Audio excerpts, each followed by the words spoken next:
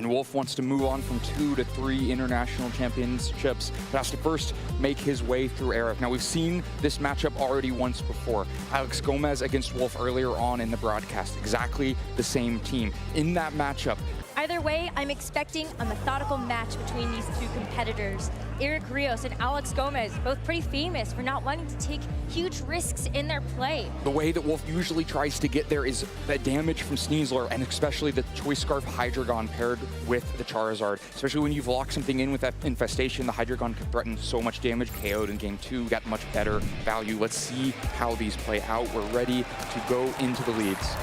Wolfe is actually going to bring the Incineroar and the Mamoswine, a Pokemon that we have yet to see make an appearance in this NAIC broadcast. So exciting to see it here, and I think this Aerodactyl is not going to be super happy about that, but the Kingambit loves to see this Incineroar from her. On the field next to Mamoswine and finding your Earthquake that way. We're going to see the Mega Evolution onto the Aerodactyl, so maybe Charizard from Eric has not been brought to this very first game.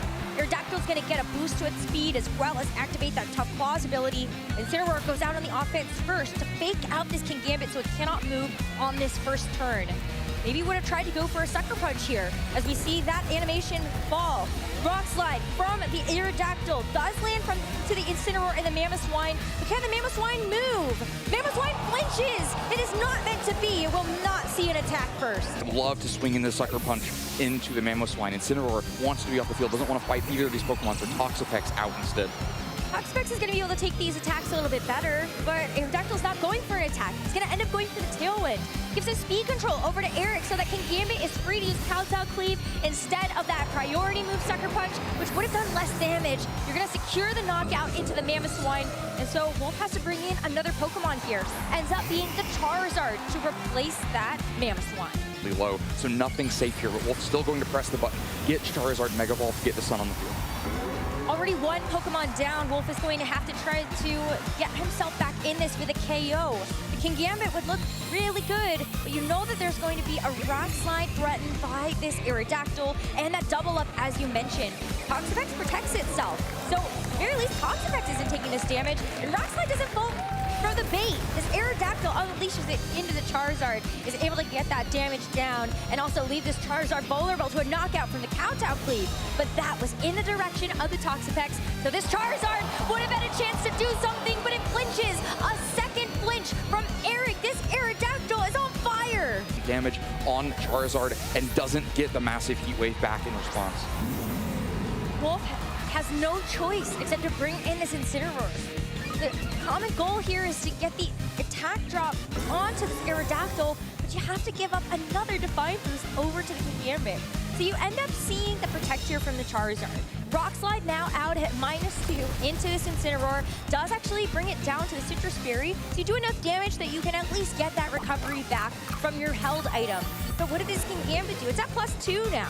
Was trying to go after the Charizard, so it's going to feel its mark there. Can't even take a dual wing beat, but yeah, fake out into Kingambit. Let's see what Aerodactyl does.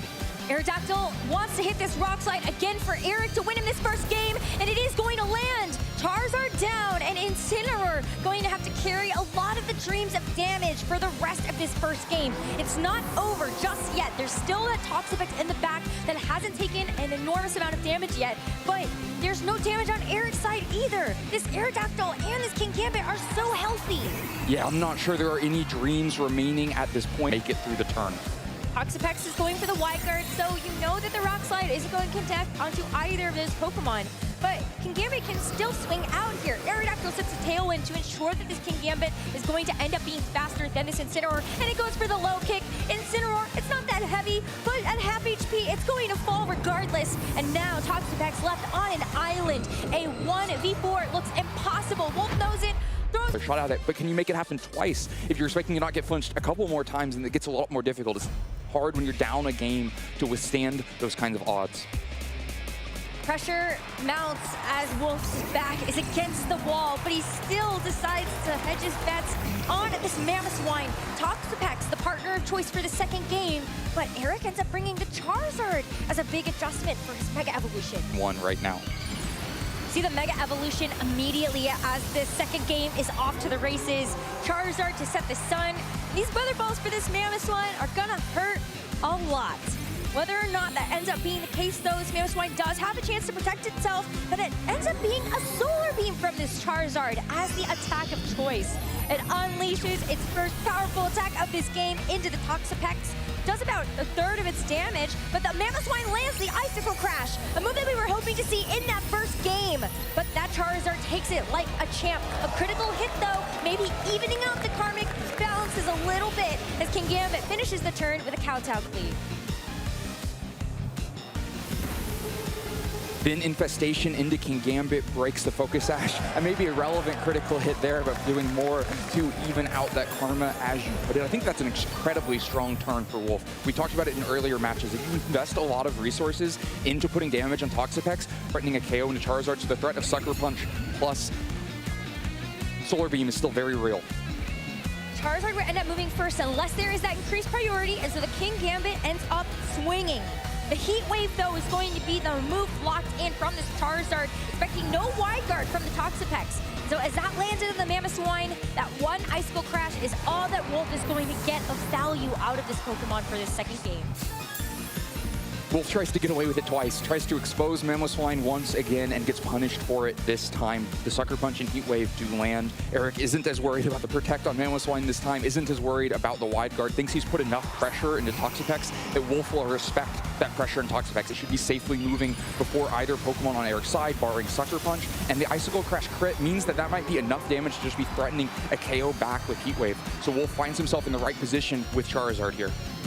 Gambit still tries to swing for the fences. The Sucker Punch bringing this Charizard down to half, but the Kingambit's going to miss on the Heat Wave Charizard. You need to get your eyes checked because you missed the KO under the opposing Charizard also.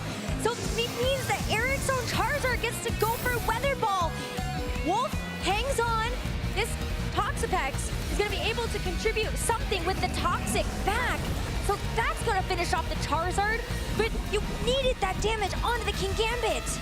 Yeah, really crucial. A couple of things there. Like, almost all of it has to go wrong for Wolf to still be vulnerable to Sucker Punch on the next turn. You both have to miss the KO on Charizard so that you take the Weather Ball back, and you have to miss the KO on the Kingambit so that the Sucker Punch threat is still there on the field. But between those two things, Charizard now is vulnerable. You could see it in the player cam, Wolf not getting exactly what he wanted out of that turn of the KO on Charizard. And so for now, Toxapex needs to go on the field. You need to find a new way to threaten these Pokemon, even though that means freeing the Infestation. Freeing the Infestation and also giving over Defiant Boost to this Kingambit. Your hope here is that you're going to be able to take it out with a Fake Out on the subsequent turn and the Charizard following it up with something like a Heat Wave. But the Dragon Claw is good. It's going to land into this Protect as the Kingambit tries to go for the low kick into the Charizard slot as well, covering for if the Incineroar had maybe switched into that slot. Opportunity for Charizard to attack with Fake Out because both Pokemon are threatening KOs into Charizard. Toxapex comes back in with the Regenerator healing, is going to get a little bit more staying power, and it's also going to make that Sucker Punch fail. As Toxapex also takes the Dragon Claw, maybe this Incineroar can finally finish up the job that this Charizard started. A Blitz in the sun is good for the knockout, and that's going to bring Eric down to his final two Pokemon in the second game. Wolf has a chance, a Pokemon advantage. That's what's keeping him in this while the sun fades away. Those were the two good turns Wolf needed. It felt like up till this point in this match, almost nothing had gone right for Wolf, but you get two solid turns. Incineroar switching in for free, and then Toxapex switching in at very low cost, and Kingambit finally going down, and things start to even out. Like that Dragon Claw from the Garchomp instead, but it is the Stomping Tantrum into the Toxapex. It's going to take another one in order to secure the knockout, so maybe Incineroar can get something done. Decides to limit the damage output of this Sylveon. While the Incineroar switches out, the Charizard has no choice except to come in and take its place. And is it going to come in just to faint? Maybe hoping that -1 special attack Charizard can take an attack. You also want to be able to bring Incineroar in and to intimidate again in the future, but no Hyper Beam, you're not taking that. Hyper Beam is going to be Sylveon's move to knock out this Charizard. Brings Wolf down to his final two Pokemon, and it's looking grim. Sylveon, Garchomp, feeling like the bastions of light Eric needs in order to advance on to the finals. But Toxapex is still going to try its best. A Toxic into the Garchomp is going to poison it, so it's going to start taking residual at the end of every turn. But it feels like it's almost over. That KO in Charizard is really important, not because Charizard was ever going to itself have an impact on this game again. The opportunity was lost for that once Garchomp was at full health and Charizard ended up so low. But if Garchomp had navigated safely in, then Toxapex would be able to rotate to Incineroar and get itself a regenerator boost on Garchomp. And the Garchomp has no way to switch out and mitigate that, but no fake out. Just Earthquake into these Pokemon. Toxapex oh so low. It's low, but it hangs on. Incineroar is going to be brought down into Citrus Berry range, so it gets a little bit of HP recovery here before it unleashes a Flare Blitz. Sylveon hangs on for dear life, though. It knows it's got one more job, and it's going to have to be to survive to the end of his turn. Unfortunately, it doesn't. The Infestation lands, going to take Sylveon out, and now it's down to just the Garchomp. But with one more Earthquake left, Eric is 2 Pokemon KOs away from being able to lock his spot in the finals.